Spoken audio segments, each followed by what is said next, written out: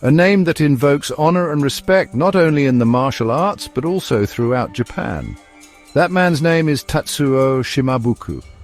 Tetsuo was a legend in Okinawa throughout the early 20th century, a real martial arts innovator.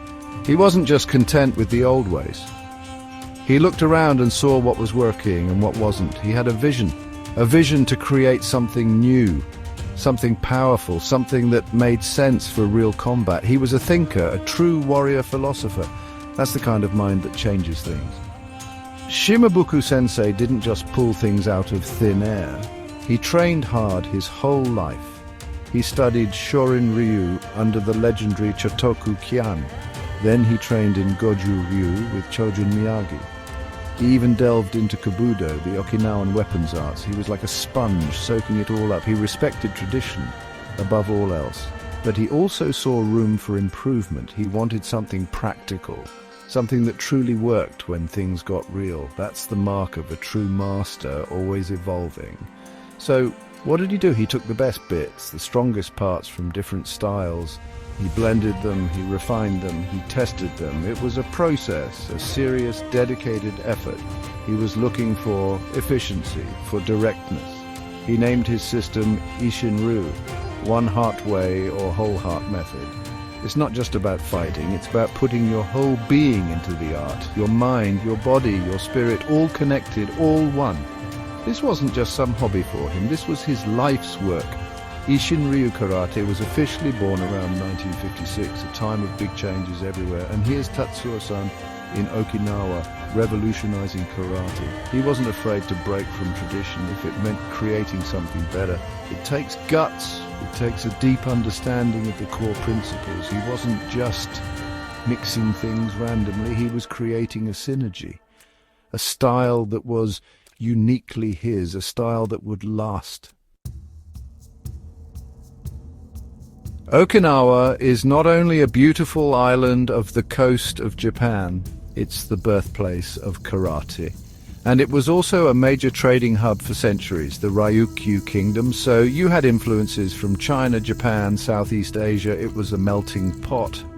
And when weapons were banned multiple times throughout its history, people had to get creative. They had to defend themselves, their families, their way of life. That's where these empty-hand fighting arts really took off. It was born out of necessity. Think about the pressure, the constant need for self-defense. That environment breeds tough people. It breeds effective martial arts. They weren't training for sport. They were training for survival. That's a whole different mindset. Shimabuku grew up in this world. He saw the effectiveness of different approaches. He understood the history. He knew that Okinawan martial arts, or Tei as it was called, was constantly evolving. It wasn't static, it was alive. It adapted to the times. So when Shimabuku started training, he was tapping into this rich legacy. He wasn't just learning moves. He was learning a history of struggle, a history of resilience. The Okinawan spirit is incredible. They've been through so much, and their martial arts reflect that. They're about more than just fighting. They're about discipline, about character, about preserving a culture. Shimabuku embodied that. He was a product of that environment, and he wanted to contribute to its legacy. He saw the different family styles, Shurite, Nahate, Tomarite. Each had its own flavor, its own strengths. Shimabuku learned from masters of Isshin Ryu, which came from Shurite. Fast, mobile, and Goju Ryu from Nahate, powerful, rooted, with dynamic tension. He saw the value in both. He wasn't about picking sides, he was about finding what worked, what could make a martial artist more complete. That's what Ishin Ryu was aiming for, taking the best of this incredible Okinawan martial heritage.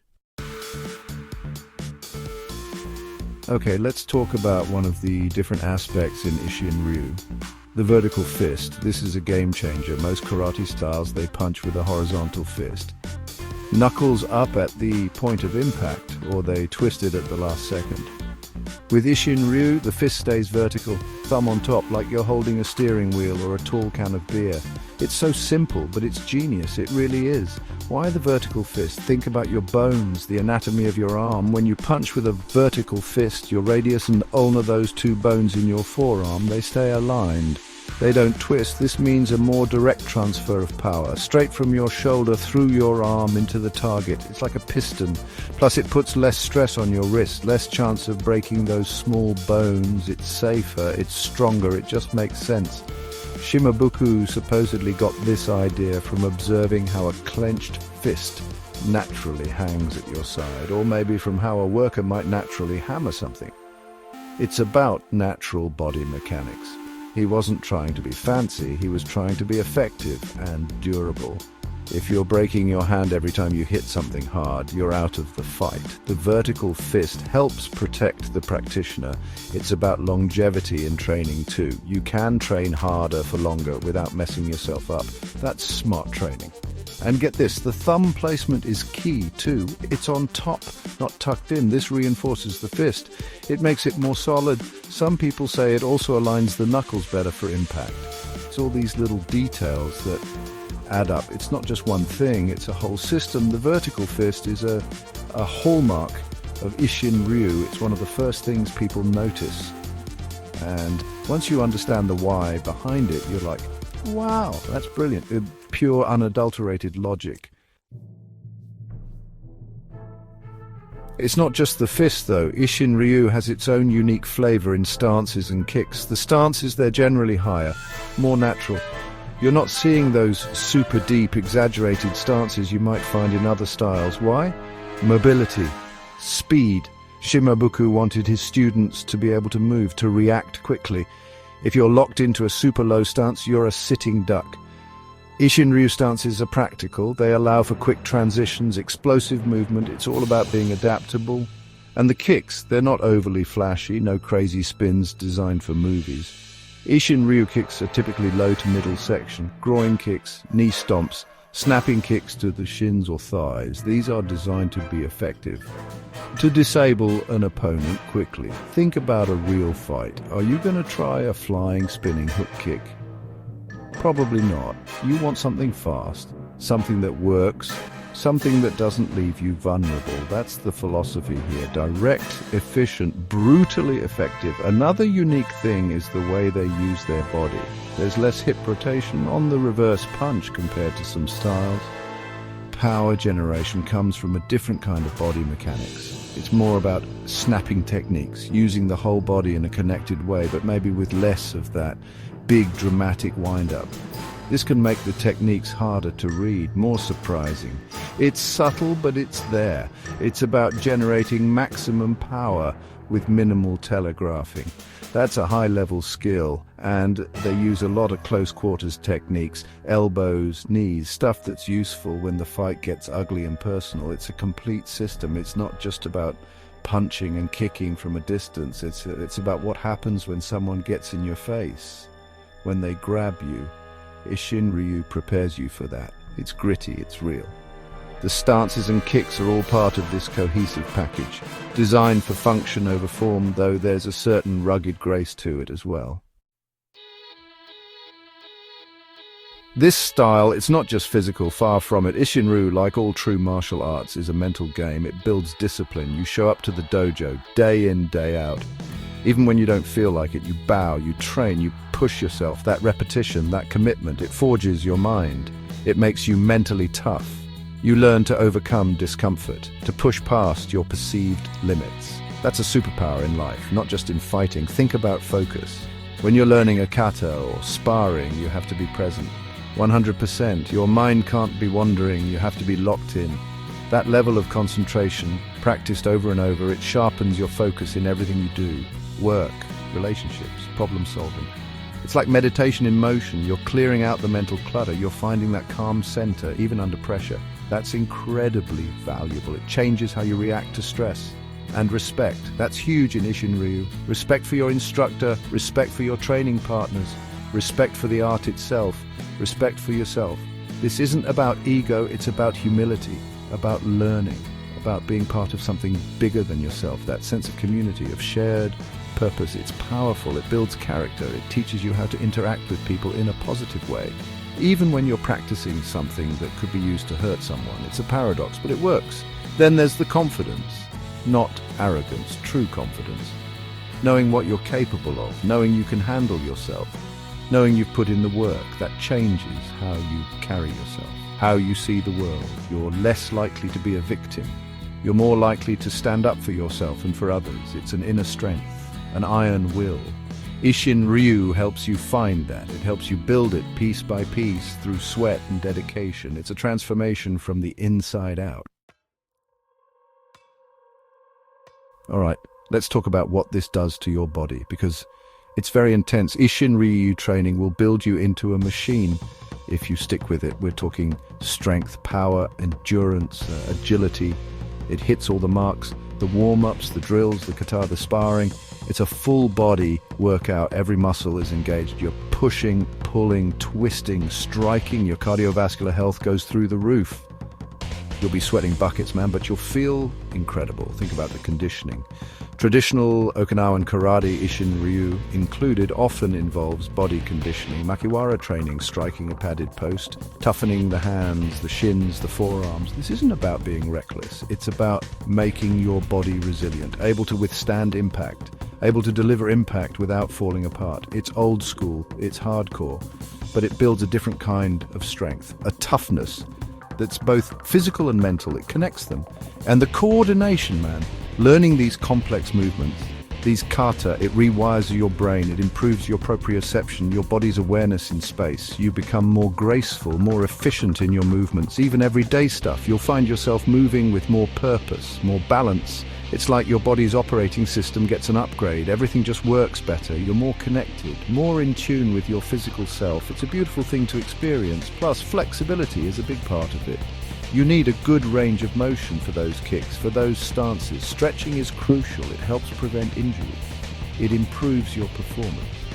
Over time, you'll see your flexibility increase dramatically. This isn't just about being able to do the splits. It's about having a supple, responsive body, a body that can move freely, that can generate power from any angle. Ishin Ryu sculpts you. It makes you strong, fast, and resilient, a true warrior's physique. When I've interviewed some of these guys, these modern masters of Isshin Ryu, and let me tell you, they're incredible. They've dedicated their lives to this art. Decades of training, decades of teaching. They carry that flame passed down from Shimabuku, and they're not just teaching punches and kicks. They're teaching a way of life. They're molding character. It's amazing to hear their stories, their insights. They've seen it all. They understand the depth of this system. One master I talked to, he emphasized the importance of kata. He said kata is the library of Ishin Ryu. Every movement has a meaning, a purpose. It's not a dance, it's a fight against imaginary opponents. But it's also a moving meditation. It teaches you principles. It connects you to the founders. And he's right. When you see these guys perform kata, it's like watching history come alive. There's a power there, a precision, a lifetime of refinement in every move. It's truly something else. Another sensei, she talked about the community, the dojo family. She said, Ishin Ryu brings people together from all walks of life, all ages. In the dojo, everyone is equal. Everyone is there to learn, to support each other. It creates bonds that last a lifetime. And you see that, you feel it. It's not just a gym, it's a place where people grow, where they find mentors, where they find friends who share this passion. That social aspect is huge. It keeps people coming back, and they all talk about the spirit, the one heart way. It's not just a catchy name, it's a philosophy they live by, putting your whole heart into your training, into your teaching, into your life. They stress that Ishin Ryu is not about aggression, it's about self-control, about self-improvement, about becoming a better human being. These masters, they're living proof of that. They're calm, they're centered, but you can tell underneath that there's a serious power, a quiet strength. It's inspiring, man. How did this Okinawan art spread all over the planet? It's a fascinating story. A lot of it has to do with the US military. After World War II, American servicemen were stationed in Okinawa. Some of them started training with Tatsuo Shimabuku. They were blown away by Ishin Ryu, by its practicality, its power, and by Shimabuku himself. He was a charismatic teacher. He knew his stuff, and he was willing to share it. To these American GIs, they trained hard, very hard. They earned their black belts. And when their tours of duty ended, they went back to the States. And they brought Ishin Ryu with them. They started opening dojos, teaching what they had learned. Guys like Don Nagel, Harold Mitchum, Steve Armstrong, Arsenio Advincula, these were some of the pioneers. They were the first generation of non-Okinawan Isshin Ryu masters. They planted the seeds, and those seeds grew fast. Shimabuku also made trips to the United States. He taught seminars, he promoted his art, he wanted to see it flourish, and it did. From those early dojos, Ishin Ryu spread across America, then to Canada, to Europe, to Australia, all over the world. It's a testament to the effectiveness of the system and to the dedication of those early students. They preserved the art, they passed it on, they kept the lineage alive. It's a direct link back to Shimabuku. Today there are different Isshin Ryu organizations, different branches. Sometimes there are disagreements, like in any family, but they all trace their roots back to one man, Tatsuo Shimabuku. And they all share those core principles: the vertical fist, the natural stances, the emphasis on practicality, the spirit of one heart way. It's a living tradition, constantly being practiced, constantly being passed down to new generations. That's how an art survives. That's how it thrives. It's pretty amazing to think about. So, here we are, 25 decades after Tatsuo Shimabuku created Isshin Ryu, and this art is still going strong all around the world. Why? Because it works. It's real. It's not watered down. It's not diluted. It's a genuine martial art with a deep history, a clear philosophy, and a proven track record of producing skilled, disciplined practitioners. That kind of authenticity, it has lasting power. People are drawn to it. They recognize its value. In today's crazy world, people are looking for something to ground them, something to challenge them, something to connect them. Ishin Ryu offers all of that. It's a way to build physical strength, mental toughness, spiritual awareness. It's a path to self-discovery. It's more relevant now than ever. We're all dealing with stress, with uncertainty. The discipline and focus you learn in the dojo that helps you navigate life's challenges. It really does. And it's accessible. You don't need to be a super athlete to start. Kids can do it, older folks can do it, men, women. It doesn't matter. Ishin Ryu meets you where you are, and it helps you grow. It's a journey, not a destination. There's always more to learn, more to refine. That's what keeps people engaged for years, for decades.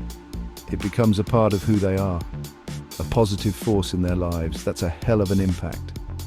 The legacy of Tatsuo Shimabuku is secure. His one heart way continues to inspire and transform lives. From a small island in Okinawa, his vision has spread across the globe. The dragon's breath, that spirit of Ishin Ryu, it's still being felt. It's in every dojo where students train with dedication, in every master who passes on the knowledge. It's a powerful thing, a testament to one man's vision and to the enduring power of true martial arts. It's a story that's still being written.